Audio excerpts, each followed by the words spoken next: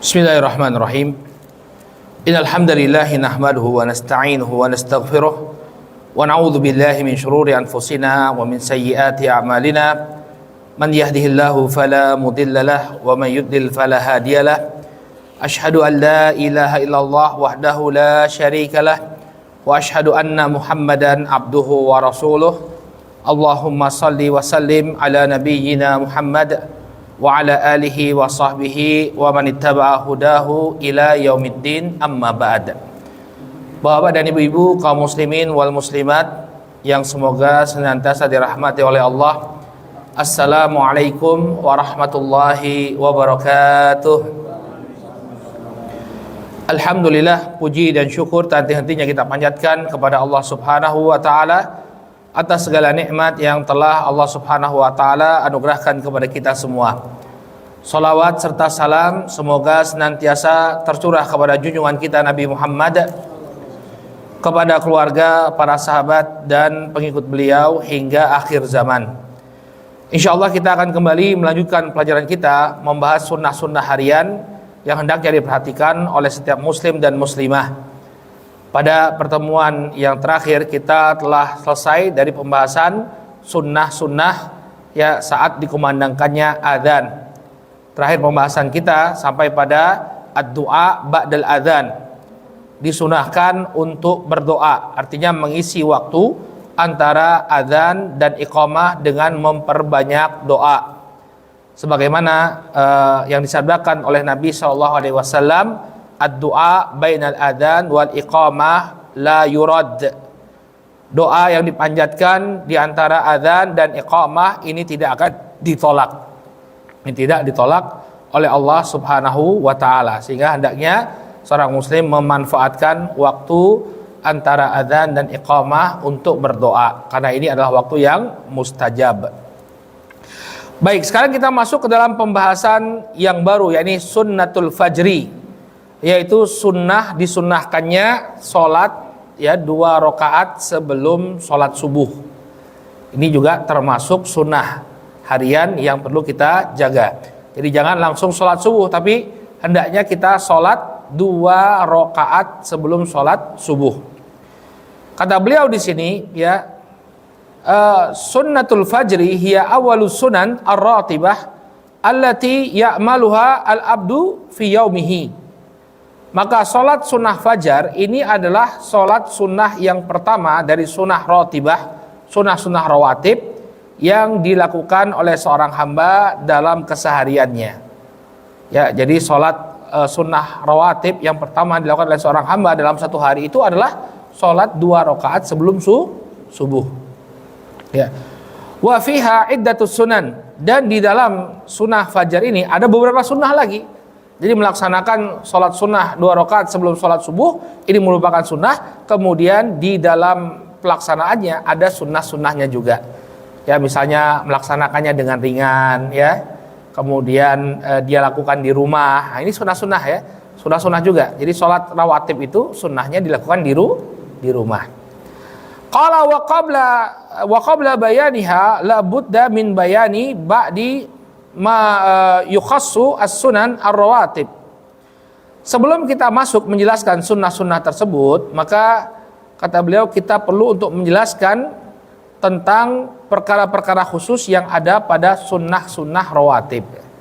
Ya, karena sholat sunnah fajar itu termasuk dari sholat sunnah rawatib, maka ada permasalahan-permasalahan penting yang berkenaan dengan sholat sunnah rawatib. Apa itu sholat sunnah rawatib? As-sunnatu ratibah hiya as-sunnatu ad-daimah ya at-tabi'ah lil faraid. Yang dimaksud dengan sunnah-sunnah rawatib itu adalah sunnah-sunnah yang senantiasa mengiringi ya sholat fardu. Ya, misalnya 2 rakaat sebelum subuh ya.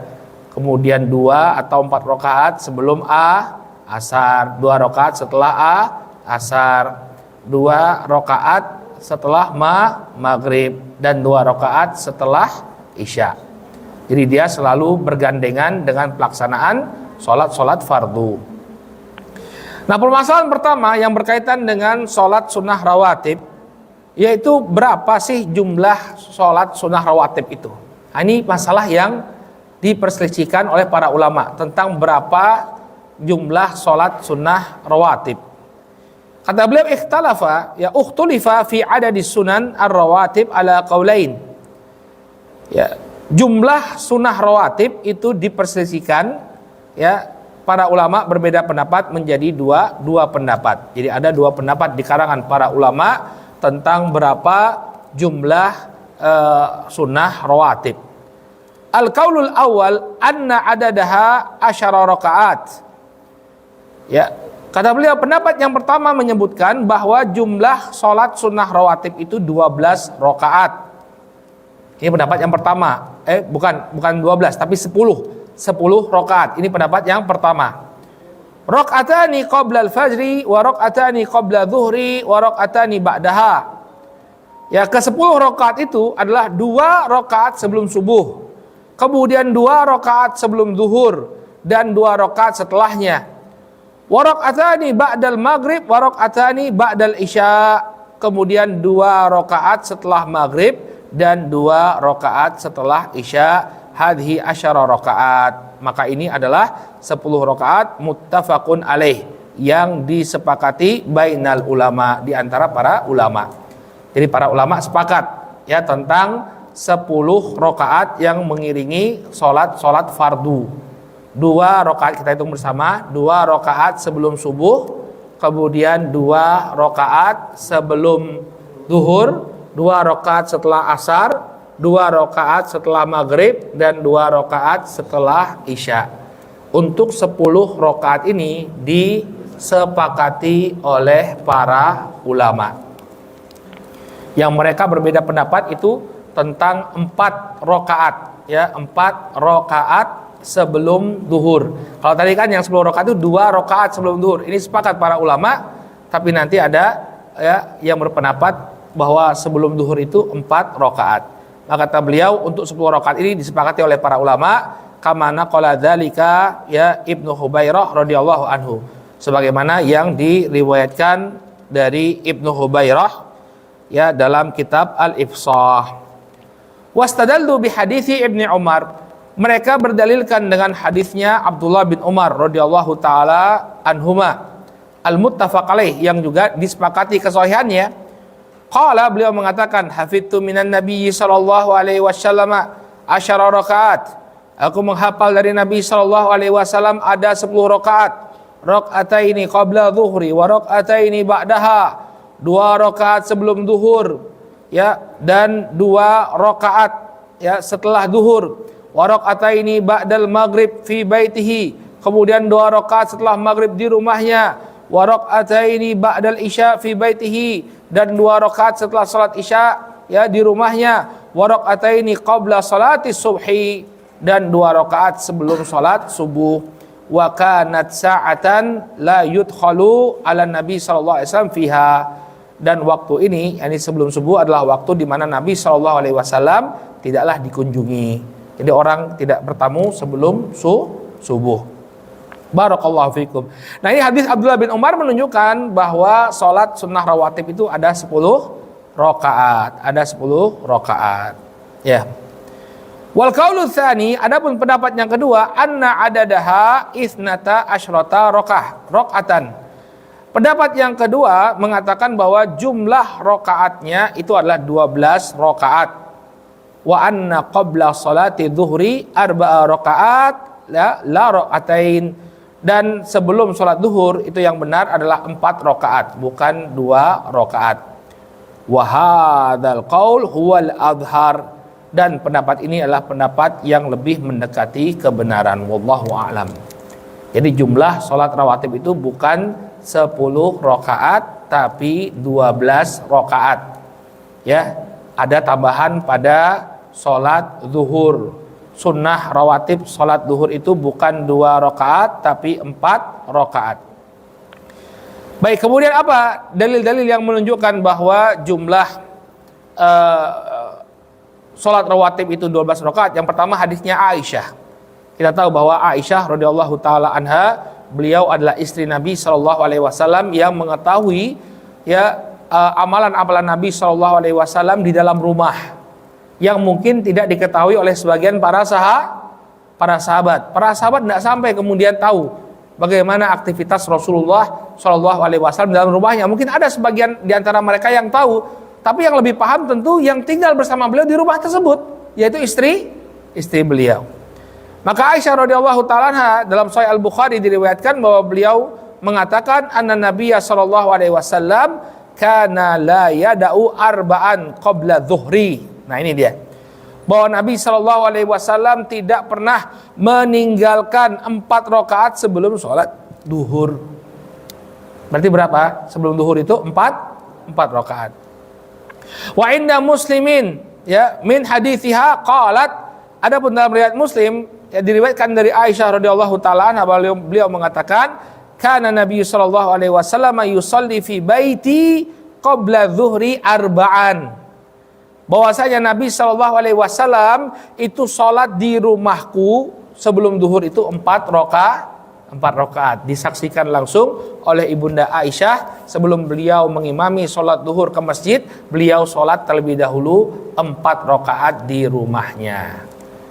Ya, ini kesaksiannya Aisyah bahwa sholat sunnah rawatib sebelum duhur itu 4 rakaat. Qala, kemudian yang kedua hadis Ummi Habibah radhiyallahu taala anha. Ya, hadisnya Ummu Habibah. Ummu Habibah ini juga istrinya Nabi sallallahu alaihi wasallam. Ummu Habibah binti Abi Sufyan. Ini dinikahi oleh Rasul sallallahu alaihi wasallam ya, ketika Ummu Habibah masih berada dalam keadaan hijrah ke negeri Habasyah.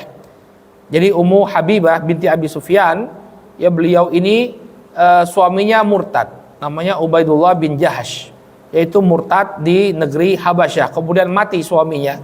Maka kemudian Nabi SAW melamar Ummu Habibah ya, dan mereka baru berkumpul setelah Ummu Habibah dibawa dari negeri Habasyah ke kota Madinah. Dan beliau ini adalah putrinya dari Abu Sufyan bin Harb ya, ini komandan perangnya kaum musyrikin. Tapi kemudian Abu Sufyan masuk Islam. Dan Ummu Habibah ini memiliki seorang saudara laki-laki yang bernama Muawiyah bin Abi Sufyan. Muawiyah inilah yang menjadi khalifah pertama dari Bani Umayyah setelah era Khulafaur Rasyidin, yaitu Abu Bakar, Umar, Utsman dan Ali. Maka kemudian kepemimpinan kaum muslimin beralih ke tangan Bani Umayyah.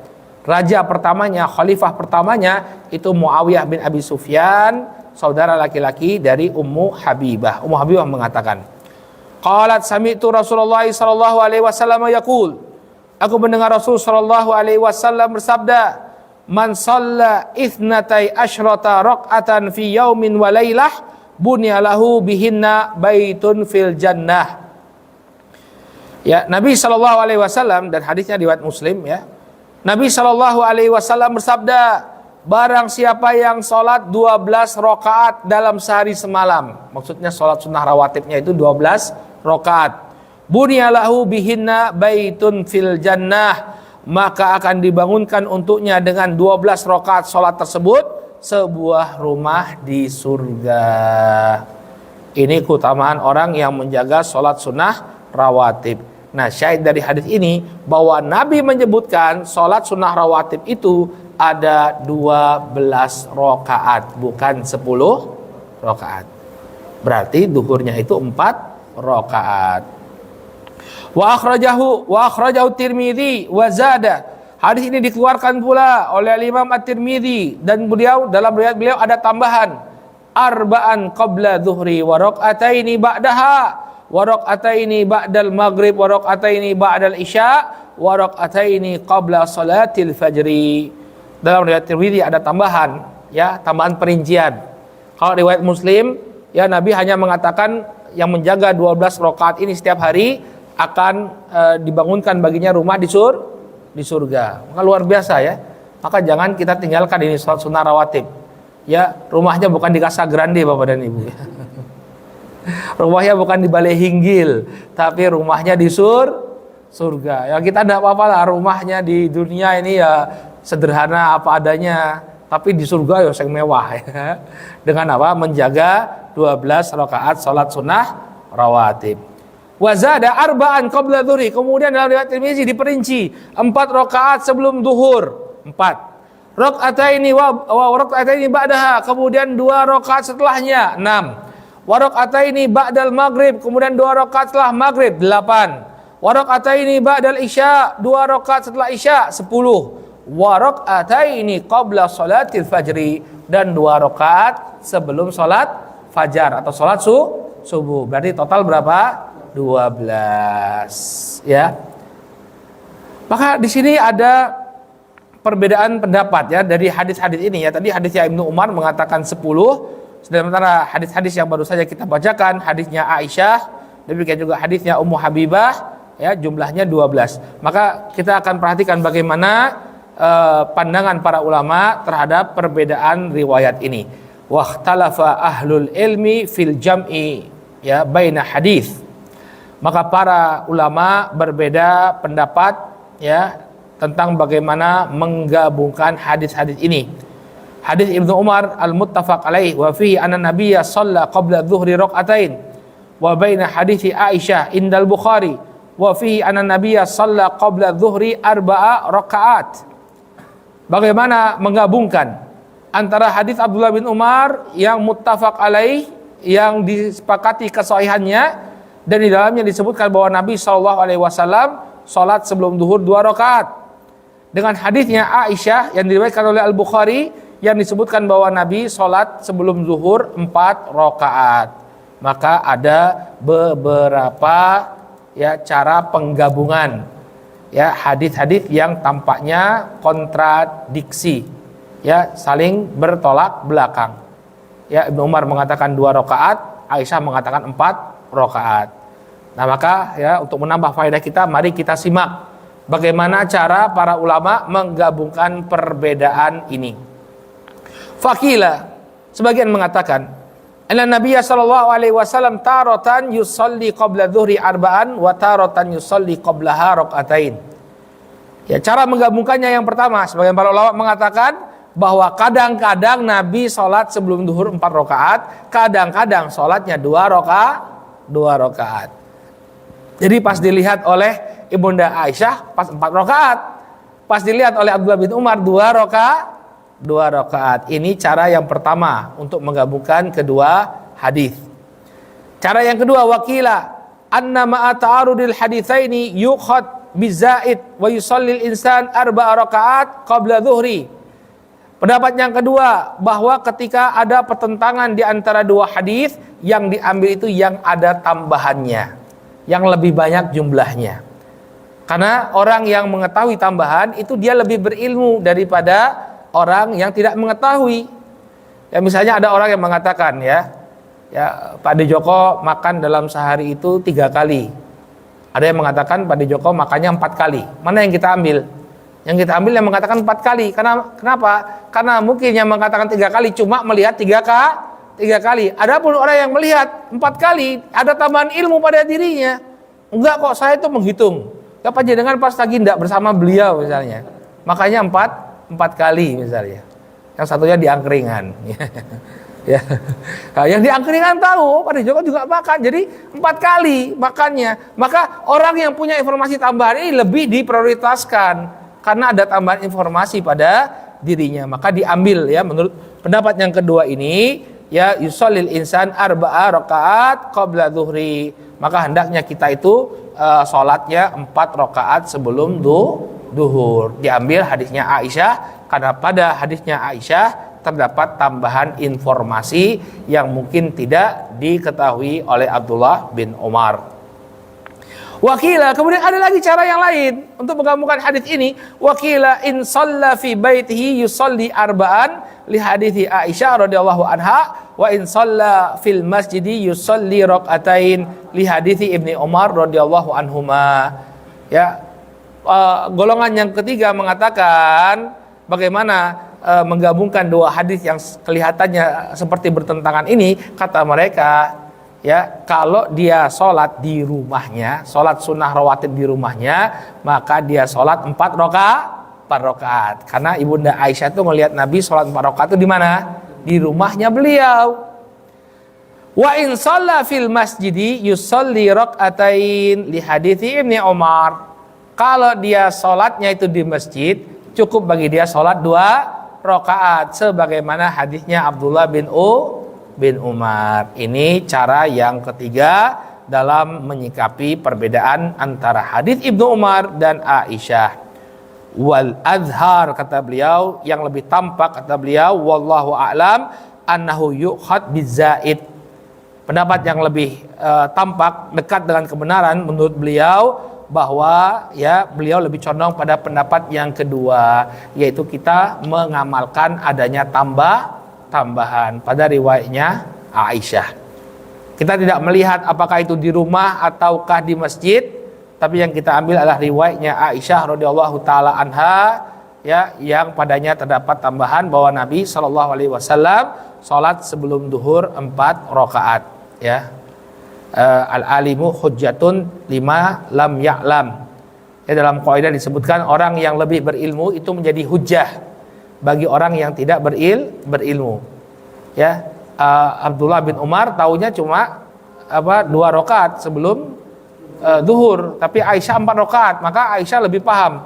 Maka diambillah ucapannya Aisyah daripada ucapannya Abdullah bin Umar. Qala li ihtimali ittila'i Aisyah. Kenapa kemudian diambil riwayatnya Aisyah?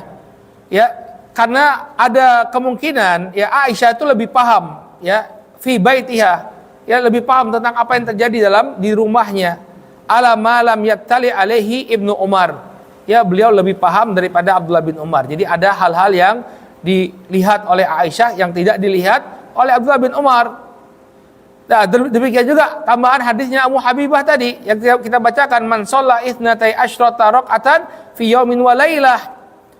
Ya, Ummu Habibah mengatakan jumlahnya 12. Barang siapa yang sholat 12 rakaat pada waktu sehari semalam, yang akan dibangunkan rumah baginya di surga. Maka ini semakin memperkuat, ya, pendapat yang mengatakan bahwa sholat sunnah rawatib itu 12 rakaat, yang sebelum duhur itu bukan hanya 2 rakaat tapi ya 4 rakaat.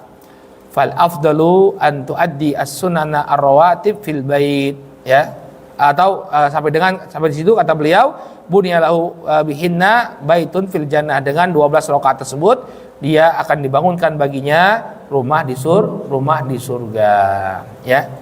Maka ini pendapat yang lebih kuat insyaallah bahwa jumlah salat sunnah rawatib itu 12 bukan 10.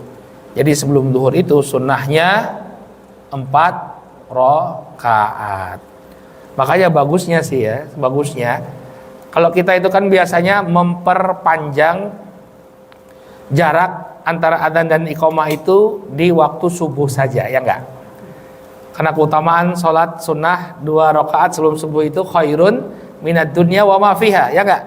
Ya, sholat sunnah fajar itu lebih baik daripada dunia dan seisinya. Alhamdulillah. Maka banyak di antara masjid-masjid itu yang waktu jeda iqamahnya itu antara adzan dan iqamahnya panjang kalau waktu subuh. Walaupun ada juga yang pendek, ya, cuma 5 menit, ya. Kita itu, ya, kalau saya ke Sumatera itu, ini perlu kita ketahui, ya, untuk nambah wawasan, banyak di Sumatera itu masjid itu cuma mau 5 menit, Pak, antara adzan dan iqamah subuh.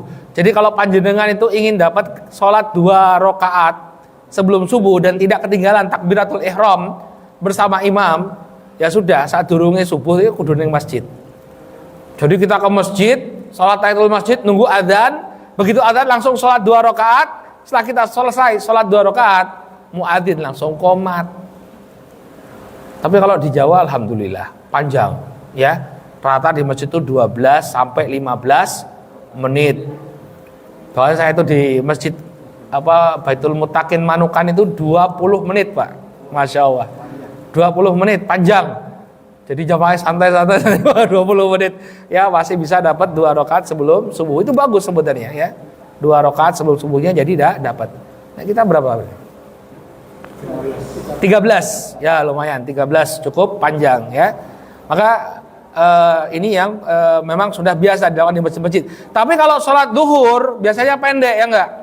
Padahal kalau kita mengambil pendapat bahwa sholat sunnah sebelum duhur itu 4 rakaat ya butuh waktu yang cukup panjang. Ya, jadi sebenarnya sebelum duhur juga jeda antara adzan dan iqamah itu bagusnya juga cukup panjang agar bisa melakukan 4 rakaat sebelum sholat duhur. Tapi yang biasanya orang lagi kok suwen nih iqamatnya. Selak kerja. Waktu isomane pendek kok orang adzan orang iqamah ya.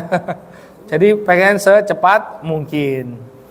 Taib. Kemudian yang berkaitan dengan sholat sunnah rawatib, kan tadi beliau bilang sebelum kita masuk ke dalam pembahasan sholat sunnah fajar, kita bahas dulu apa yang berkenaan dengan sholat sunnah rawatib. Qala wal afdalu an tuadda as-sunnanur rawatib fil bait. Dan yang afdol, yang lebih baik, bahwa sholat sunnah rawatib itu dikerjakan di rumah, bukan di masjid. Nah ini dia. Ya kalau kita memang banyakkan itu sholat sunnah rawatibnya di mana? Di masjid ya. Soalnya kenapa? Kalau sudah sampai rumah, sudah malas sholat. Apalagi ba'da isya, pengennya langsung leyeh. Bener atau bener? Bener, iya ya ibu-ibu ya. Pengennya bawa sampai rumah wis rampung kabeh, sholat sunnah wis rampung. Ya, pulang ke rumah tinggal istirahat. Ya, tapi kalau yang bagusnya itu yang afdol adalah melaksanakan sholat sunnah rawatib itu di rumah. Dalilnya kata beliau, wa yadullu alaihi haditsu Zaid ibn Thabit radhiyallahu anhu. Hadis dari sahabat Zaid bin Thabit, ya beliau salah satu sekretarisnya Rasulullah SAW yang menulis wahyu radhiyallahu anhu. Dia mengatakan anna Nabiya sallallahu alaihi wasallam qala fasallu ayuhan nas fi buyutikum fa inna afdalas salatil mar'i fi baitihi illa salatil maktubah. Dalam hadis yang diriwayatkan oleh Imam Al-Bukhari dan Muslim dari Zaid bin Thabit, Rasul sallallahu alaihi wasallam bersabda, maka hendaknya wahai sekalian manusia, ya kalian salat di rumah-rumah kalian. Karena sesungguhnya sebaik-baik salatnya seorang laki-laki adalah di rumahnya, kecuali salat wajib. Ya, jadi kalau salat wajib itu afdolnya di masjid 27 kali lipat, ya ditingkatkan derajatnya oleh Allah Subhanahu wa taala. Tapi salat sunnah, ya fasallu fi buyutikum, maka salatlah kalian salat sunnah di rumah-rumah kalian. Ya, maka silakan ya bagi yang ingin tambahan pahala, bukan nggak boleh di masjid, ya boleh. Ya boleh Anda melaksanakan sholat sunnah rawatib di masjid, tapi yang afdol sebagaimana instruksi Nabi SAW adalah di rumah. Para ulama menyebutkan keutamaannya. Kenapa kok sholat sunnah itu lebih utama dilakukan di rumah? Yang pertama, lebih selamat dari riya. Ya, lebih selamat dari riya karena sholat di rumah tentu tidak dilihat oleh banyak orang, jadi dia lebih selamat dari riya. Kemudian yang kedua, agar rumah itu tidak sepi dengan zikrullah. Jadi rumah kita tuh berkah, diisi dengan bacaan Quran, diisi juga dengan sholat sunnah, nggak sepi tapi ramai dengan ibadah. Di antaranya adalah sholat sunnah. Demikian hikmah dari menyelenggarakan atau melaksanakan sholat sunnah di rumah. Maka Nabi SAW mengatakan, fa inna afdalas salatil mar'i fi baitihi illa salatal maktubah. Ya, maka sesungguhnya sebaik-baik salat seseorang adalah di rumahnya kecuali salat-salat yang wajib.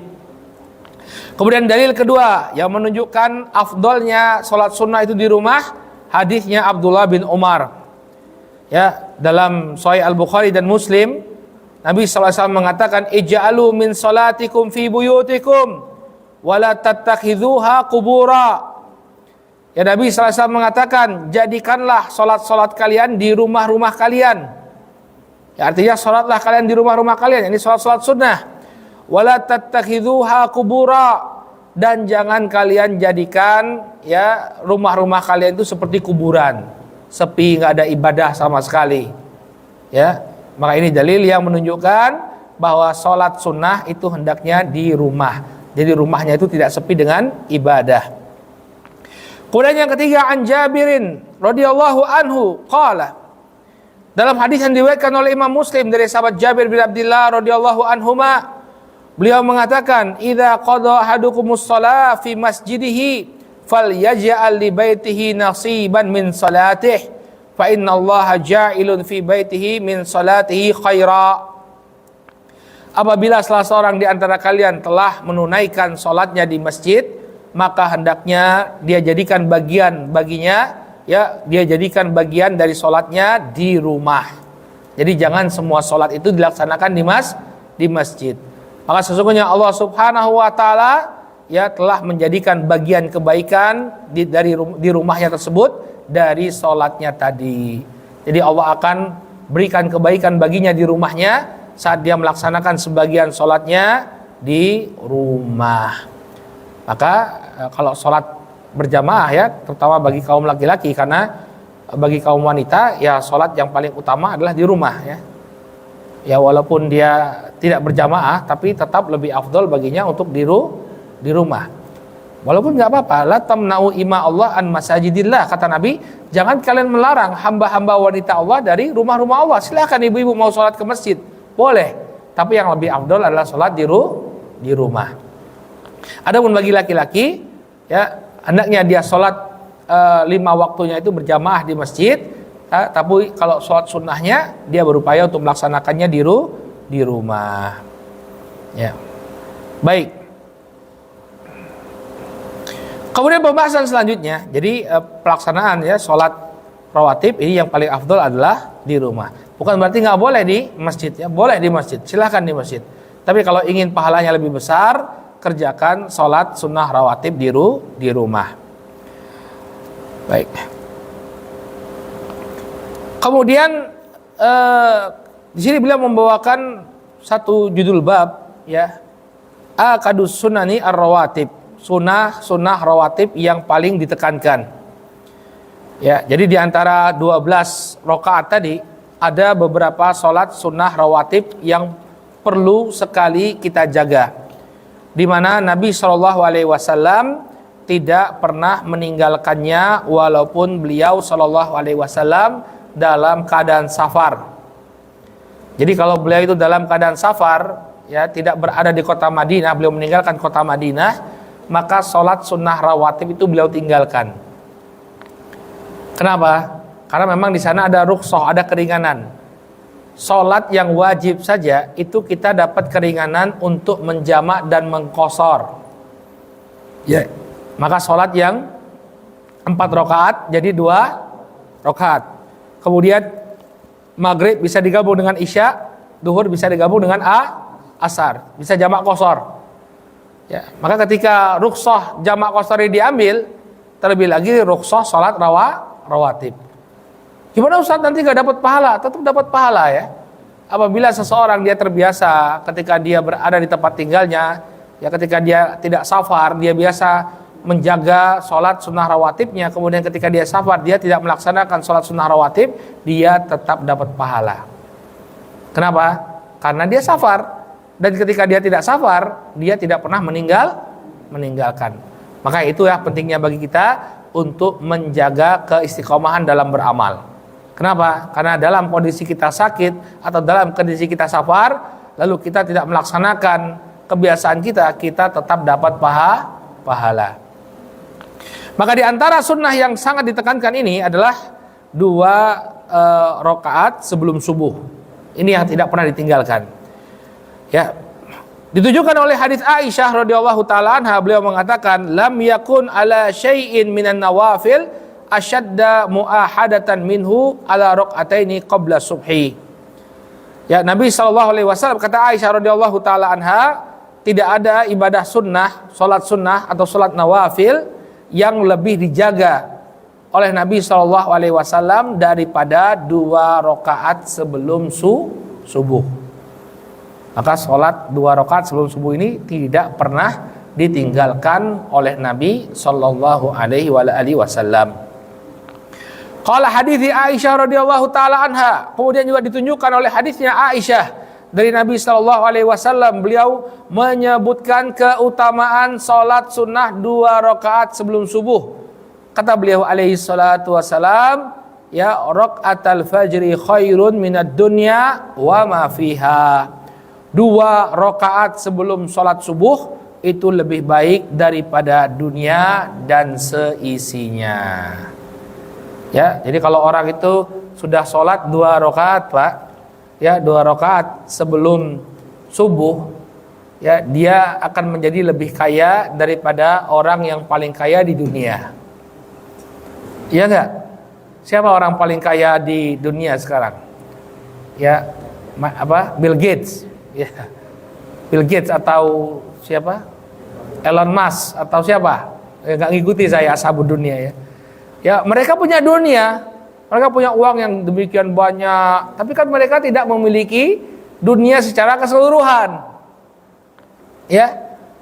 Bahkan untuk negaranya saja dia tidak memiliki negara itu secara utuh.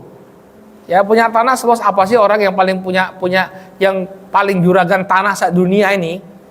Berapa hektar sih yang dia miliki? Orang yang paling luas tanah yang dia miliki itu paling berapa sih? Ada nggak yang punya satu negara punya 1 orang? Nah itu Raja Salman itu. Saudi punya dia semua ya.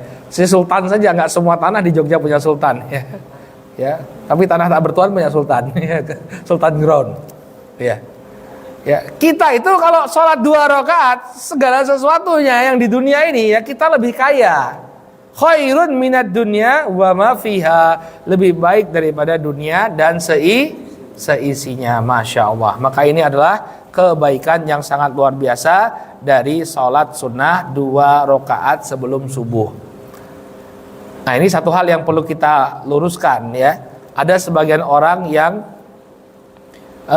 ketika dia memahami ini, ya dia betul-betul menjaga 2 rakaat sholat sebelum subuh, tapi dia tidak menjaga sholat subuhnya. Harusnya kan logikanya begini, kalau sholat sunnahnya saja saya nggak wajib kan sholat 2 rakaat itu. Kalau panjenengan meninggalkan sholat 2 rakaat itu nggak berdosa. Kalau sholat sunnahnya saja, sholat pengantarnya saja, sholat pembukanya saja itu lebih baik daripada dunia dan seisinya, maka apalagi sholat intinya, yaitu sholat subuhnya. Sholat subuhnya itu lebih utama.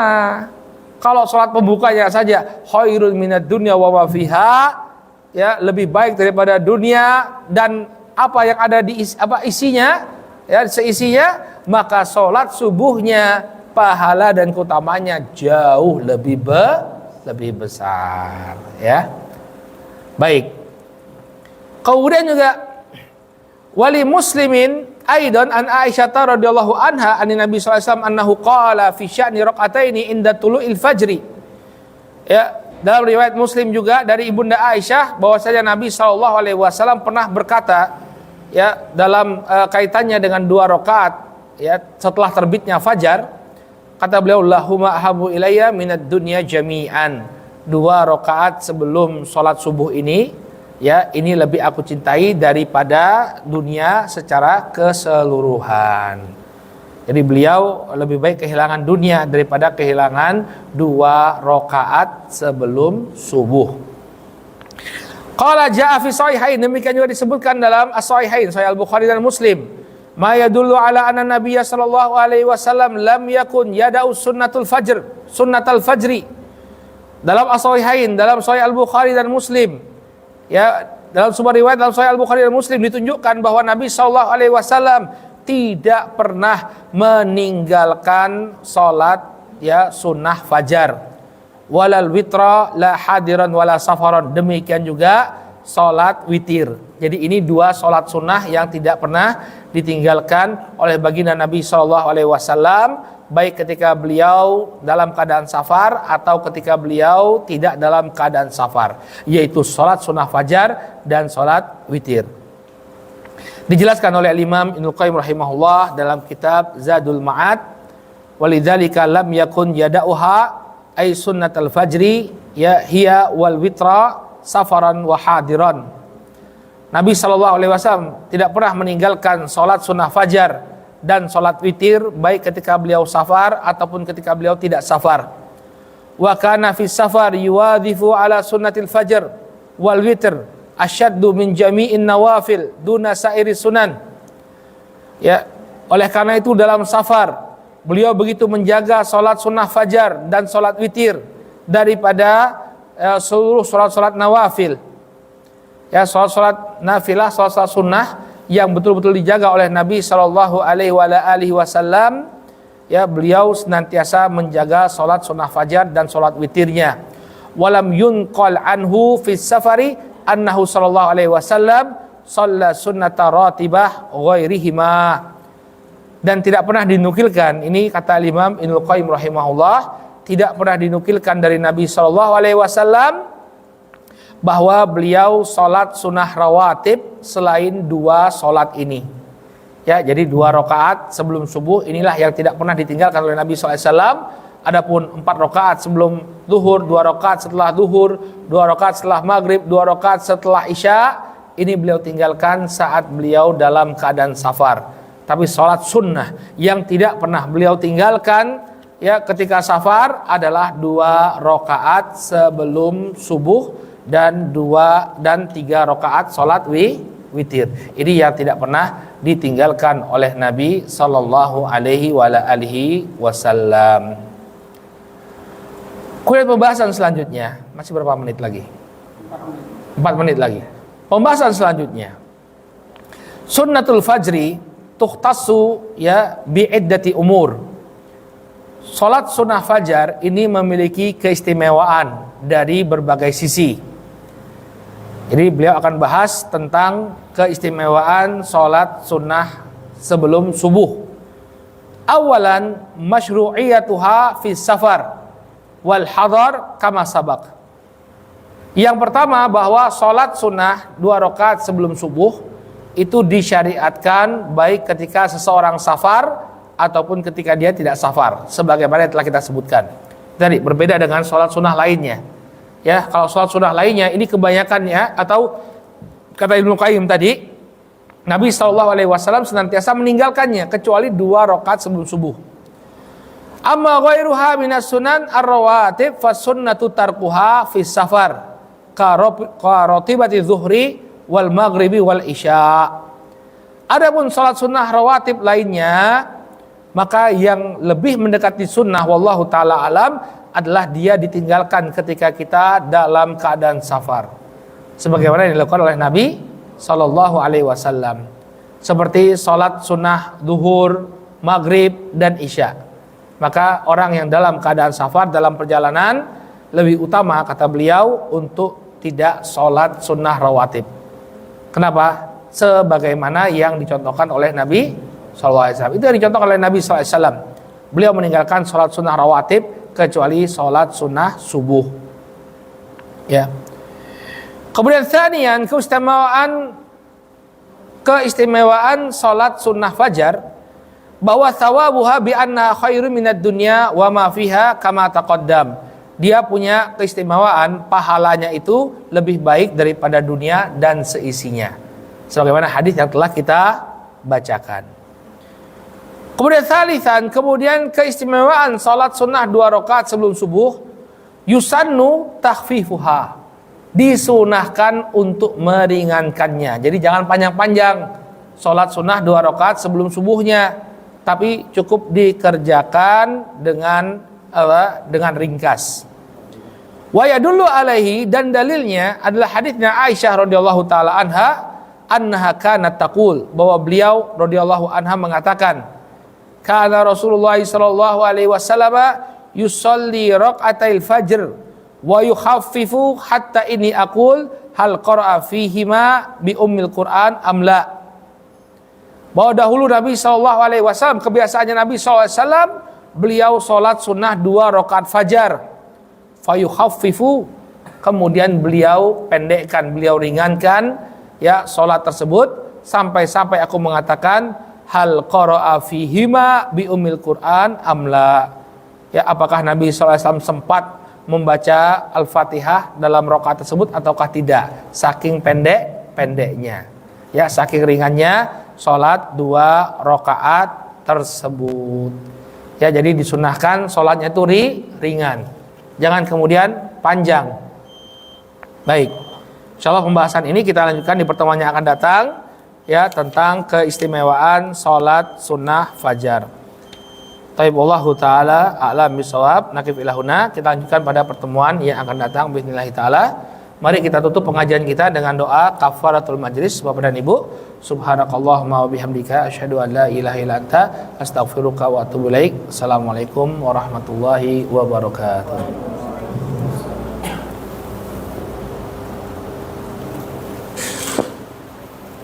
Mas Abu